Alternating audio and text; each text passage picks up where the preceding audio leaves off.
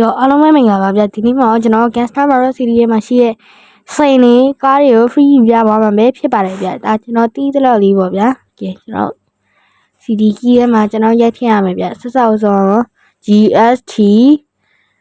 30M ဆိုရိုက်ထည့်လိုက်ရပါပြီဗျပြီး confirm လေးနှိပ်လိုက်ပါမယ်အဲ့ဆိုကျွန်တော်တို့ရပါပြီအဲ့ဆိုအစမ်းအောင်နေဖြစ်ရပြီပေါ့ဗျာအဲ့ဆိုနောက်တစ်ခုထပ်ရလိုက်ရအောင် GST SMART okay ရပြီဗျဗျာဟာရမှားနေဩ EEERT okay ရပါပြီဗျဒီလောက်ဆိုရင်ကျွန်တော်ရေအပေါ်မှာရှိတဲ့ဖုန်းလေးရနေပြီးဝင်ပြီးတော့ယူရပါတယ်ဘယ်နားမှာပါလဲစာအိတ်ကလေးကဘယ်နားမှာဒီမှာ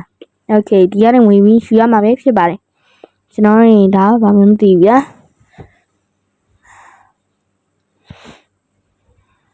okay ကျွန်တော်စိန်နေအများကြီးရအစိန်နေဘာလို့လို့ရလဲတဲ့ကျွန်တော်လည်းကောင်းမသိဘူးပေါ့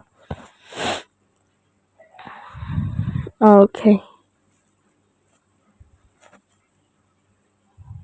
ဆိုးအောင်မိုက်ပါတော်တော်လေးမိုက် brother လေကျွန်တော်နဲ့တူတူဆော့ချင်တယ်ဆော့လို့ရပါတယ်ဗျကျွန်တော်ရဲ့ ID လေး description မှာချပေးထားပါမယ်ကျွန်တော် ID မဟုတ်ဝင်နေကျွန်တော် TikTok ကောင်းလေး description မှာချပေးထားပါမယ်ကျွန်တော် TikTok ထဲမှာ Gangster Barrel Series